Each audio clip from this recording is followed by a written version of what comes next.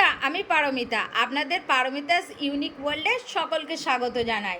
আজই নিয়ে এসেছি আরেকটি ইউনিক রেসিপি আপনাদের জন্য। সেটা হলো কাঁচা আমের টক, সেটাও আবার মাছের ডিম দিয়ে। চলুন দেখি রেসিপিটা কি করে বানালাম। এটার জন্য প্রথমেই লাগছে আমাদের কাঁচা আম।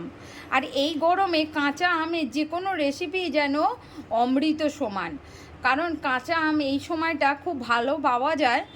আর এটা যেহেতু একটা সিজনাল ভেজিটেবল, তো সেই জন্য কাঁচা আমের যে কোনো রেসিপি এই গরমে খাবার জন্য খুবই উপযুক্ত, আর খেতেও কিন্তু খুবই ভালো লাগে, যখন অন্য কোনো তরকারি কিন্তু খুব একটা বেশি ভালো লাগে না। আর এই রেসিপিটার জন্য লাগছে মাছের ডিম। এখানে আমি ভেটকি মাছের ডিম ইউজ করেছি, আপনারা চাইলে কাতলা মাছের ডিমও ইউজ করতে পারেন। সবথেকে ভালো হয় ইলিশ মাছের ডিম, কিন্তু ইলিশ মাছের ডিম তো সবসময় পাওয়া যায় না, তাই এই মাছের ডিম দিয়েও কিন্তু করা যেতে পারে। এখন কিন্তু আমি এতটা ডিম আমার লাগবে না, সেই জন্য আমি কিছুটা ডিম ছড়িয়ে নিচ্ছি। আমার এইটুখানি ডিম দিয়ে কিন্তু রেসিপিটা রেডি হয়ে যাবে। আমটা কিন্তু আমি একটু ছোট ছোট পিস করে নেব। আমি এখানে হাফ আমটা ছোট ছোট করে কুচিয়ে নিয়েছি, ঠিক এরকম সাইজের, যাতে তাড়াতাড়ি সেদ্ধ হয়ে যায়। আর আমি হাফ আমটা রেখে দিচ্ছি, কারণ আমার এই অর্ধেক আমটা দিয়ে কিন্তু রেসিপিটা তৈরি হয়ে যাবে। এখন আমরা ডিমটাকে মেখে নেব। তার জন্য দিচ্ছি অল্প পরিমাণে নুন, 1 চামচ মতন হলুদ গুঁড়ো, আর 1 চামচ মতন লঙ্কা গুঁড়ো দিয়ে এটাকে কিন্তু ভালো করে হাতে করে মেখে নিতে হবে, যাতে মশলাটা পুরোপুরি ডিমের সাথে মাখা হয়ে যায়।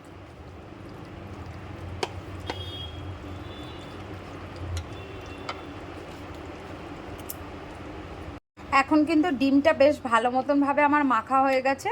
এখন আমি ডিমটা মেখে একটু রেস্টে রেখে দেবো, তারপরে আমি একটা ফ্রাইং প্যান গরম করে নেব। এখন কিন্তু তেলটা আমার গরম হয়ে গেছে, এবারে কিন্তু ডিমের বড়াগুলো আমরা ভেজে নেব।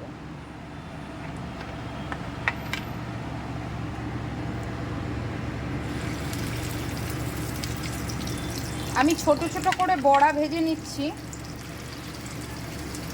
আপনারা চাইলে যে কোনো ধরনের সেট করে ভেজে নিতে পারেন।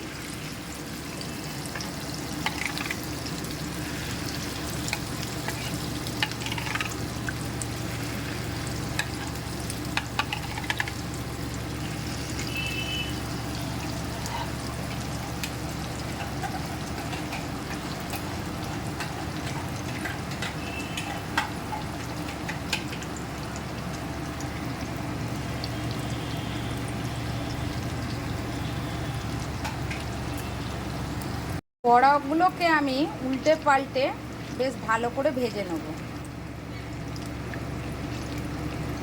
এক পিঠটা হয়ে গেলে আর এক পিঠটা আমরা উল্টে নেব।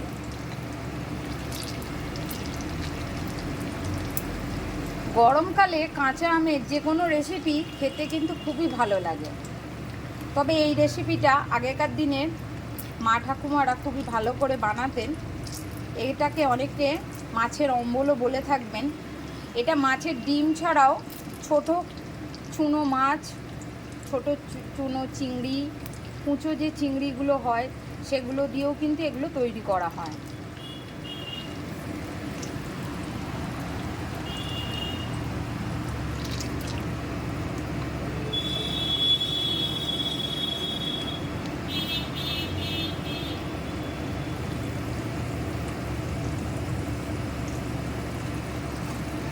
প্রত্যেকটা বড়া আমি কিন্তু উল্টে পাল্টে বেশ ভালো মতনভাবে ভেজে নেব। তবে এতটা তেল কিন্তু আমার লাগবে না, তো বড়াগুলো ভাজার পর খানিকটা তেল কিন্তু আমি সরিয়ে নেব। এখন কিন্তু মাছের ডিমগুলো যে বড়া আমরা ভাজছিলাম সেগুলো কিন্তু আমাদের ভাজা হয়ে গেছে। খুব বেশি লাল লাল কিন্তু করব না। এখন কিন্তু মোটামুটি আমার বড়াগুলো বেশ ভাজা ভাজা হয়ে গেছে। এবারে কিন্তু বড়াগুলোকে আমরা তেল থেকে তুলে নেব।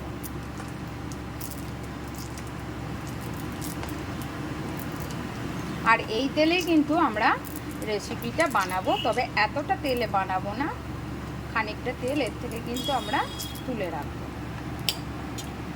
খানিকটা তেল তুলে নেওয়ার পর একটুখানি তেলে আমরা একটু সাদা সর্ষে দিচ্ছি আর একটু শুকনো লঙ্কা ফোড়ন দিচ্ছি। ফোড়নটা একটু ভাজা ভাজা করে নেব।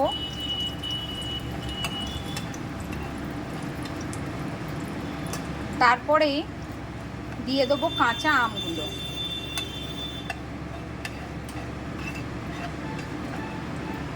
এখন দিয়ে দিচ্ছে কাঁচা আমগুলো। এটাকে একটু ভাজা ভাজা করে নেব, তারপরে এর সাথে কিছুটা মশলা অ্যাড করব। আমটা এখানে মোটামুটি একটু ভাজা ভাজা হয়ে এসছে। এখন এর মধ্যে আমি দিয়ে দেবো খানিকটা পরিমাণে নুন, আর দিয়ে দেবো কিছুটা হলুদ গুঁড়ো, আর এর সাথে অ্যাড করছি কিছু কাঁচা লঙ্কা, যেটা আমি 3টের মতন ব্যবহার করছি আর ফাটিয়ে দিয়ে দিয়েছি।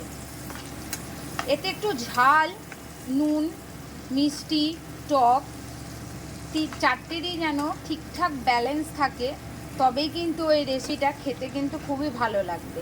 কোনোটা বেশি কম হলে কিন্তু খুব একটা ভালো লাগবে না খেতে। এখন মশলাটা কিন্তু একটু ভালো, এখন কিন্তু আমগুলো বেশ আমার মশলাতে ভাজা ভাজা হয়ে গেছে।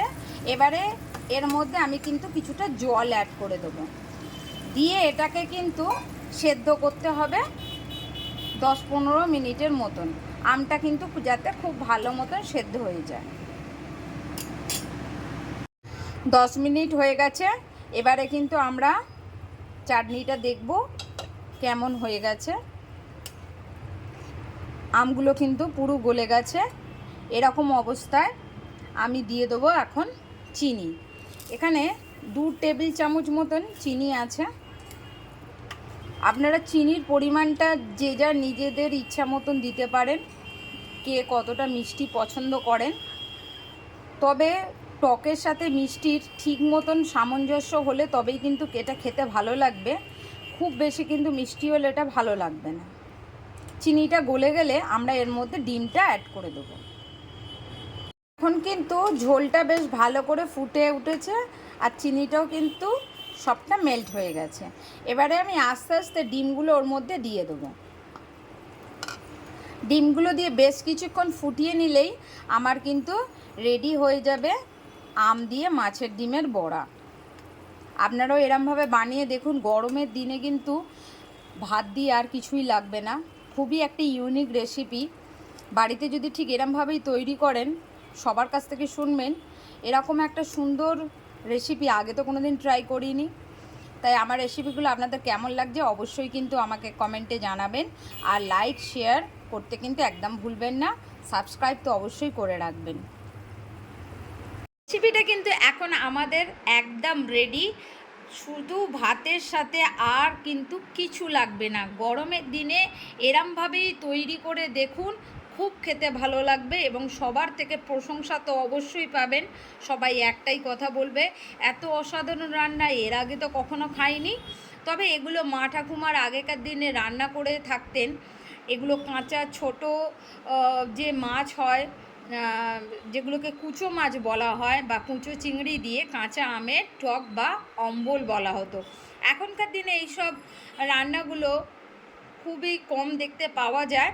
তবে ঠিক এরমভাবে বানান, আপনারাও কিন্তু পুরনো দিনের স্বাদকে বর্তমানে কিন্তু খুব সুন্দরভাবে প্রতিস্থাপনা করতে পারবেন।